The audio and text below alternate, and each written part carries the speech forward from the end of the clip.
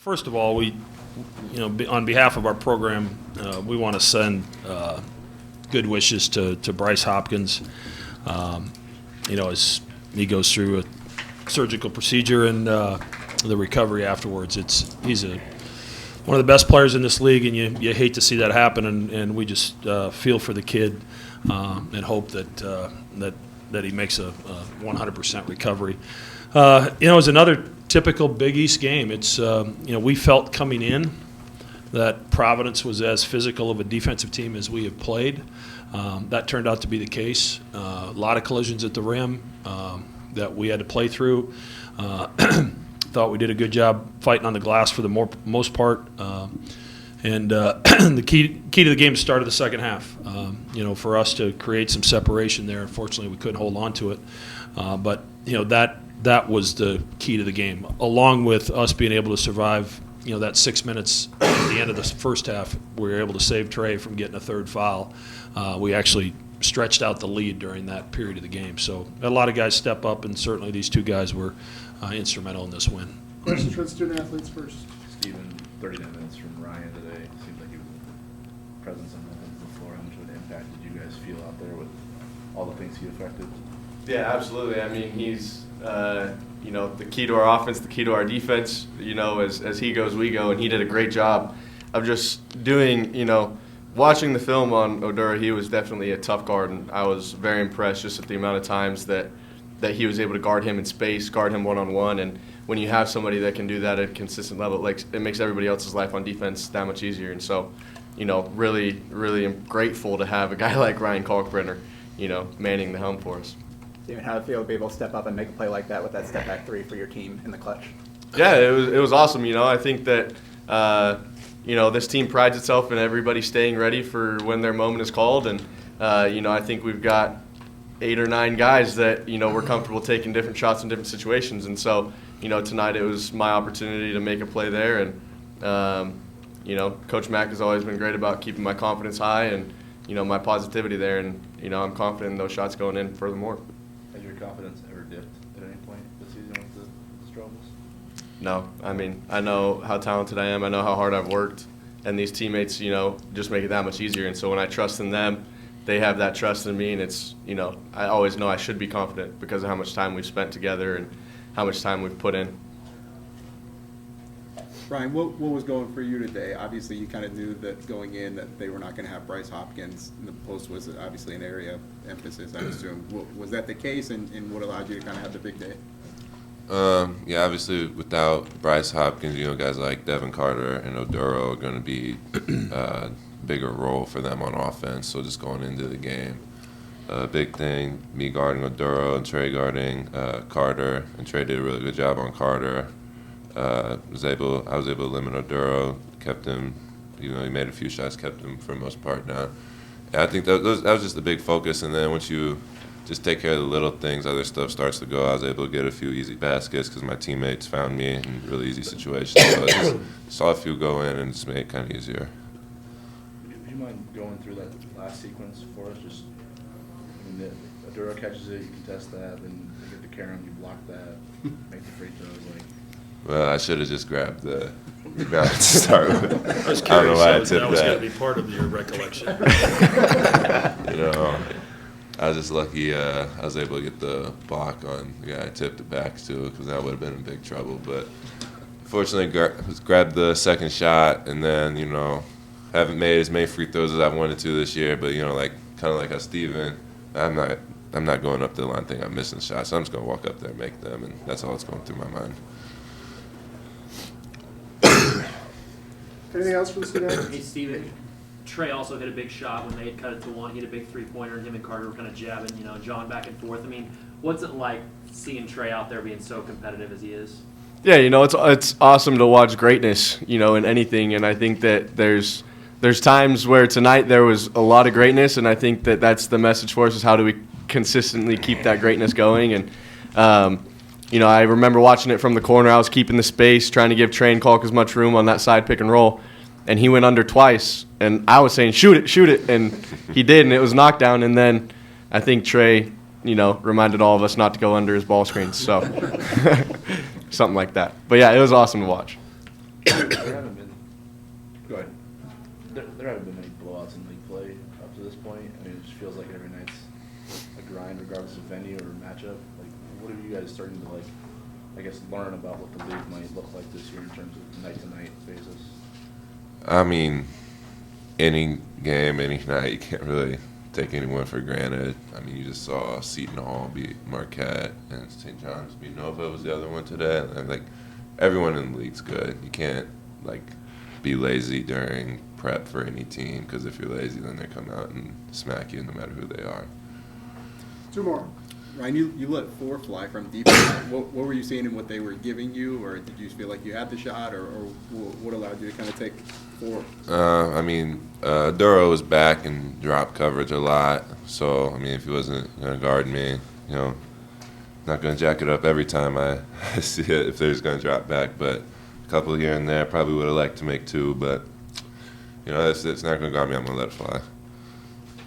How important was it for you for the first action of the game to come through you and you to be able to spin baseline, get the lay-in? What did that moment do in particular for you to get going?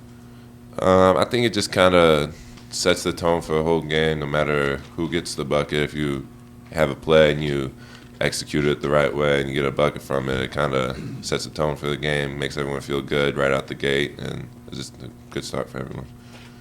Thank you, guys. Thanks, Phil. From your vantage point, what keyed the ability to build an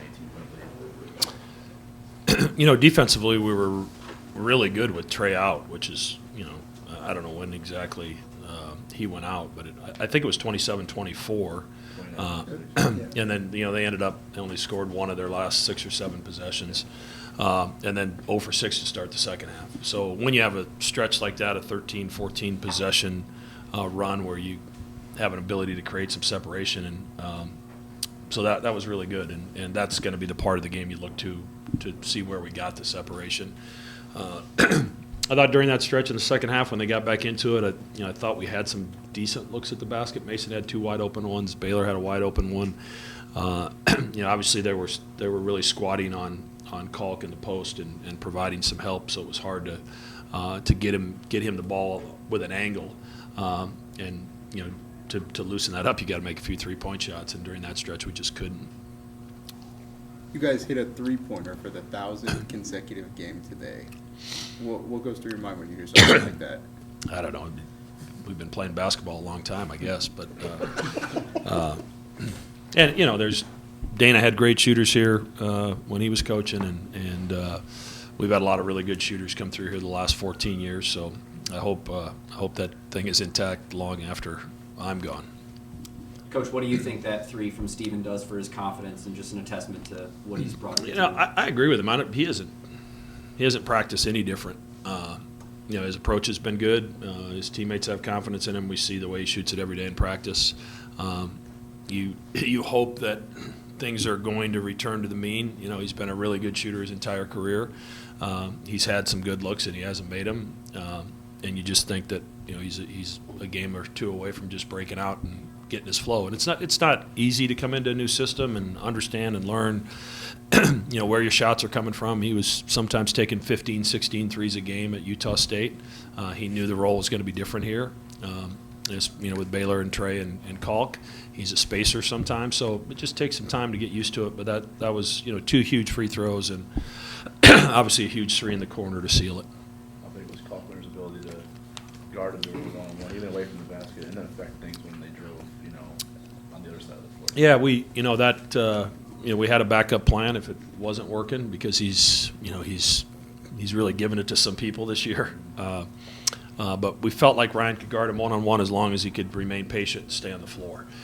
He's so good. Oduro's so good with a shot fake and getting you at an angle, and then as a result getting to the free throw line. And I thought Ryan did a terrific job on him.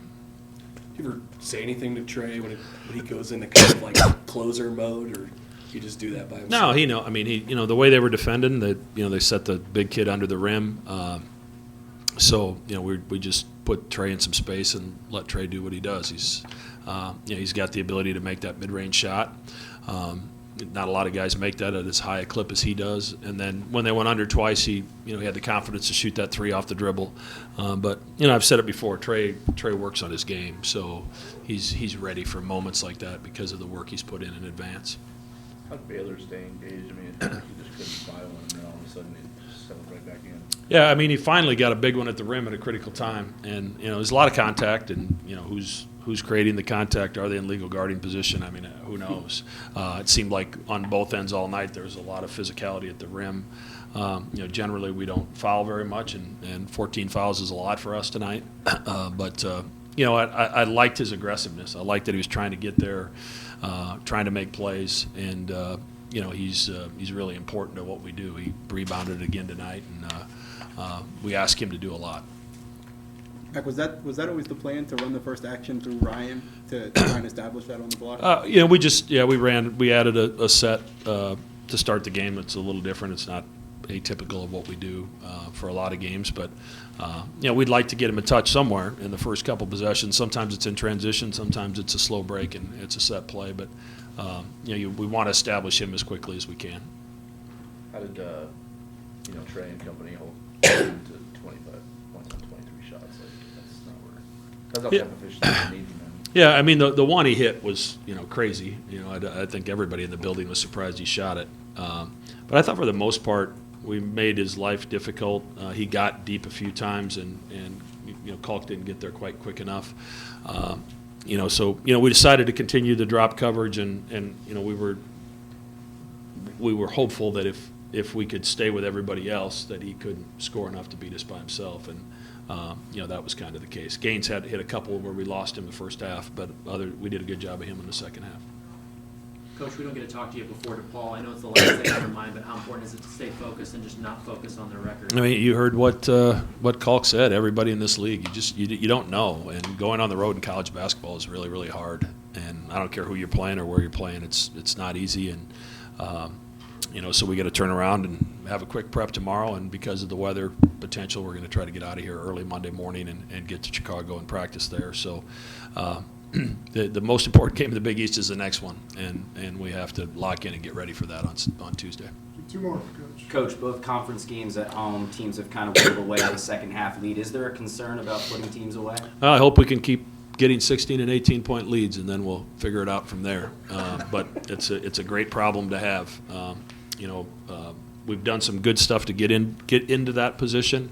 And as I told the team in the locker room, we just have to figure out a way to, when you have a chance to step on their throat, you need to step on their throat, because it's really 3 or 4 more possessions. You score 3 out of 4 and you stop them 4 in a row, it's a 25, 26-point game and the game's over.